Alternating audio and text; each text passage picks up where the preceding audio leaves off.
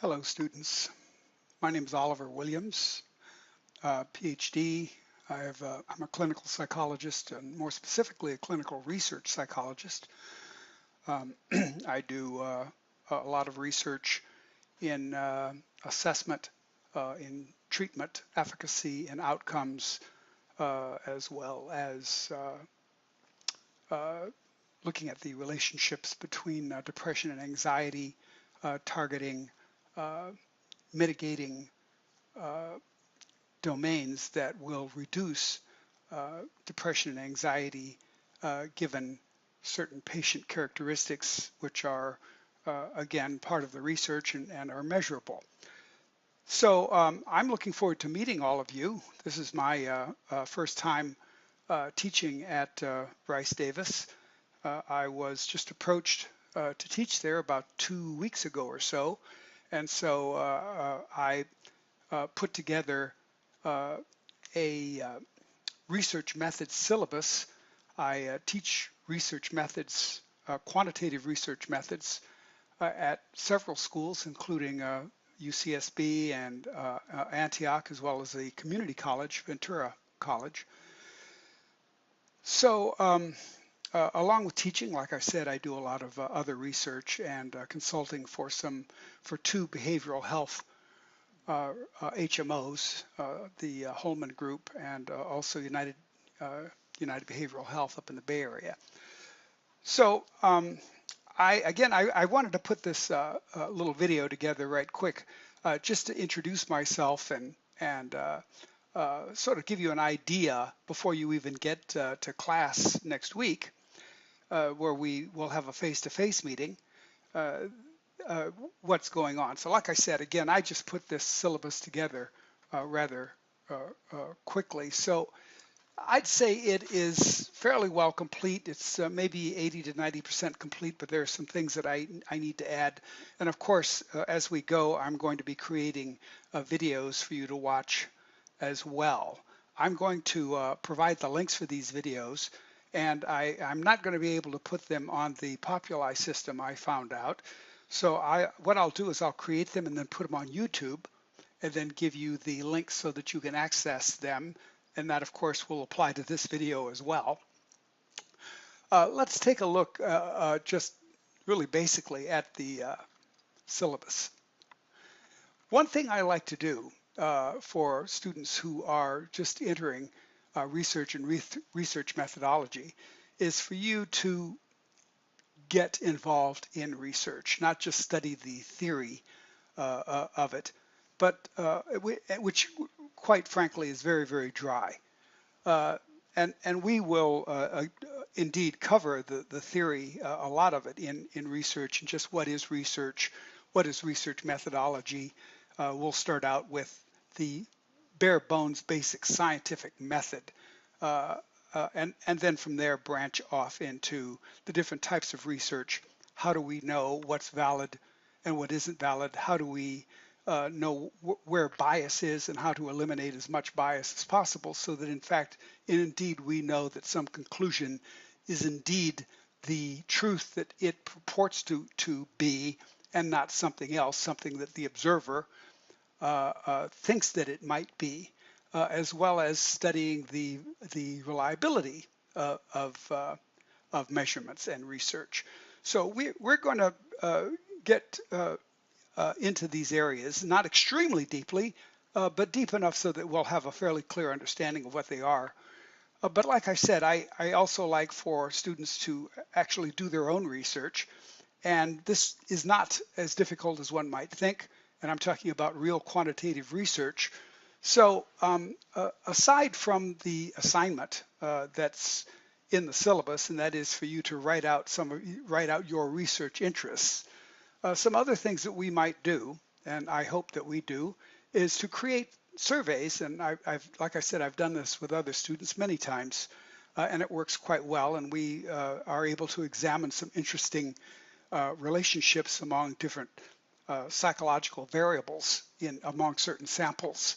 So some of the things we can look at, I've had students look at the relationship between self-esteem and GPA, GPA and self-efficacy, I just had some students do a marvelous analysis on fast junk food frequency and depression and its relationship, the association between loneliness and depression, anger, and political affiliation. Also, another fascinating study that students just completed is the relationship between parenting style religiosity and political orientation. Uh, and there's a few others. In fact, another group of students just did a study on uh, uh, irrational beliefs, uh, like automatic thoughts, as in cognitive psychology, irrational beliefs, depression, and, uh, and anxiety as well. And we see excellent relationships between specific types of absolute irrational beliefs. Excuse me. For example, if everything isn't perfect, then everything is a failure. And all different other, there are actually 9 specific irrational beliefs, but we found marvelous relationships there. I'm hoping that we can, as a group, and there's so far I think 5 of you, that we can put together these studies, and we can work. You can work as groups, or you can do these separately. We'll discuss this and other things during our first meeting next week. So week 1, as you can see here, is the introduction, and I'm going to talk somewhat to these items right now. I'm just going to take 5 or 10 minutes to talk about these things. But your assignment is to submit an interest topic, your own research study, and it doesn't have to just be one. It could be many. But I would indeed, after we look at this, also like to look at and examine just some in-class research topics. And then next week we're going to finish chapter 1, which is what I'm going to start during this video, and then also look at research approaches and methods of data collection, as well as problem identification and hypothesis formation. You'll consider these things, for example, the mnemonic PICO, which means problem to be addressed, the intervention, the control or controls, and the outcome. So let's take a look at the initial part of this. I'm going to take this over to slideshow, and then from the beginning. I doubt very seriously, in fact, that we will finish this today, but let's try. So, introduction to the scientific methods, scientific research methods. And then we ask ourselves, why learn about scientific research process? Why learn about it at all? Well, as graduate students, it's a slam dunk answer. Of course, as graduate students, and especially if we are going to be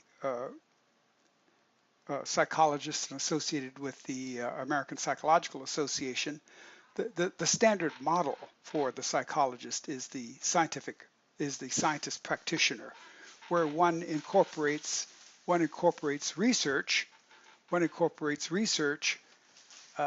in one's daily practice. So this is something that very important, and something that we need to do, is to incorporate research in practice. And that means that we are advised and educated and informed as to how to interpret research and how to read scholarly journals so that we remain informed and abreast of current topics and issues. So why learn about the scientific process? Well, we learn the research process, and it provides a foundation for other courses. We become, of course, a critical consumer of information, specifically our own professional information, and believe me, it continues to develop critical and analytical thinking. Critical and analytic thinking about what could be wrong with this conclusion. And I'm going to stress this throughout the entire course, that the basis of science and the basis of research is falsification. One's ability to ask the question and then say, is there any way that I can demonstrate that this is false? Is there any way? Because the hallmark of dogma is that it's absolute, it's true, you don't question it. That's the way it is. So we need to always go back to conclusions and say, well, wait a minute. This could have happened instead, or this could have happened instead, and let's try this and let's try that. That is how science developed, and that's the basis for theory development. As it says here, and as I've just said, we learned to critically read research articles, and of course, this is necessary for most graduate programs. What are our methods of acquiring knowledge? Many.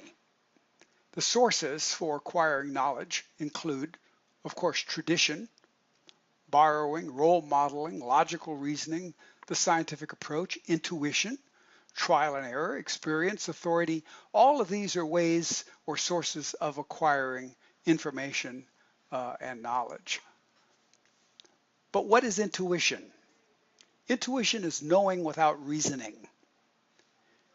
It's used to form some hypothesis as a hunch. Now, you'll hear a lot of people say, I have a theory. I have a theory that Mary will choose the chicken recipe instead of the shrimp recipe because I believe that Mary prefers seafood over chicken anyway.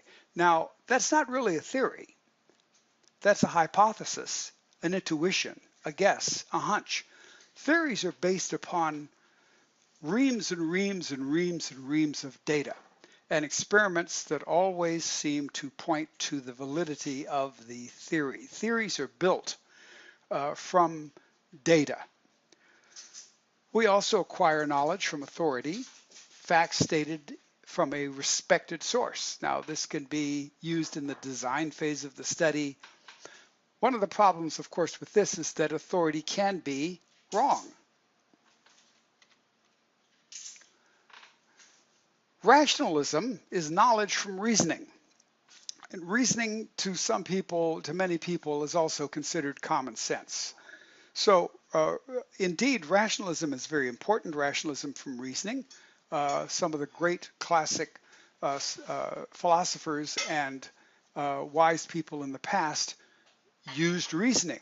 And from reasoning, we got all kinds of things, like, for example, gold is the heaviest element, or that there are four elements, earth, air, fire, and water, or the earth is flat, or everything goes around the earth. And the reason for those is not because these people were stupid, but because it was intuitive and they didn't experiment. Unfortunately, many of these ideas went on through the centuries without experimentation, and they got locked into the underpinnings of authority. And therefore, if you do an experiment, you are essentially questioning the truth of authority. So starting, well, even before Galileo, with Galileo's famous experiment testing the truth as to whether heavy objects fall faster than light objects, and his Leaning Tower of Pisa experiment, he was forced to recant the findings of his experiment because they contradicted authority. So rationalism and authority are many times not the best way to acquire knowledge, but indeed they certainly started to alter how we learn things, beginning with Descartes, in that the idea of empiricism is that we measure, we observe, and we measure. We observe and we measure. So empiricism, that is knowledge from experience, observation used to collect data, uh, some of the philosophers that from which these ideas came included John Locke and David Hume. Uh, One of the problems with empiricism is that within it contains researcher bias. That is, the observer himself, biases the observation. So we have to then include and blend in control conditions in order to remove our own biases, because we are built to be biased beings. We see, hear, taste, touch, and smell what we want to. As you can see on the graphic here, we have truths and we have beliefs, and somewhere in between there is knowledge. So, science, designed to systematically produce reliable and valid knowledge about the natural world. Different scientific methods have been popular historically.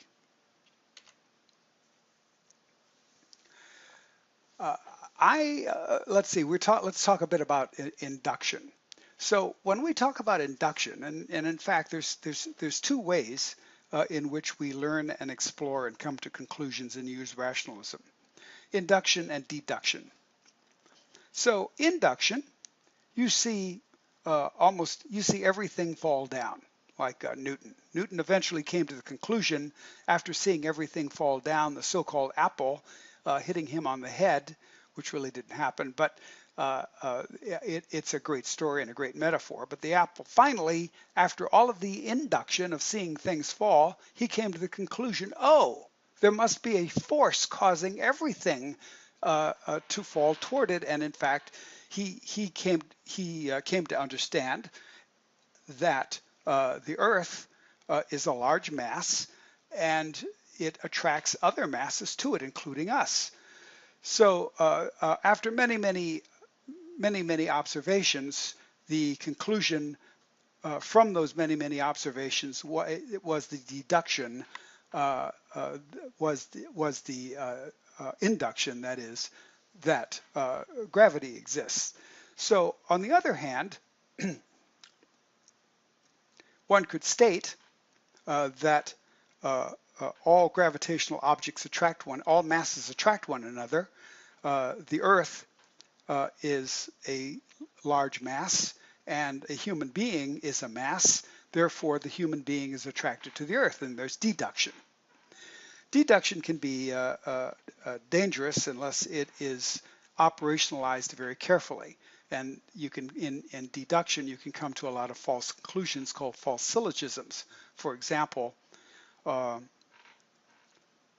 policemen have mustaches. John has a mustache, therefore John is a policeman. False syllogism. So induction, deduction. Deduction is going from the general to the specific, like I just did, and induction goes from the specific to the general. We're going to pick up Saturday talking about hypothesis testing. And like I said, I just wanted to make this a short one. As I look on the screen here, I see that this lasts about 18 or 19 minutes. Again, I am really looking forward to meeting all of you and going and seeing the campus there. If you have any questions, I encourage you to email me at oliver.williams@ricedavis.org. Now, at the time of this video taping right now, I'm having some problems with the email. I've gotten into Populi, but for some reason or another, IT can't seem to make my email work. I imagine it'll work very, very soon. But as of now, and right now it's about 5:30 on Friday, it isn't working yet. But again, try to reach me. I imagine it'll be working very soon, and I will see you all next week. So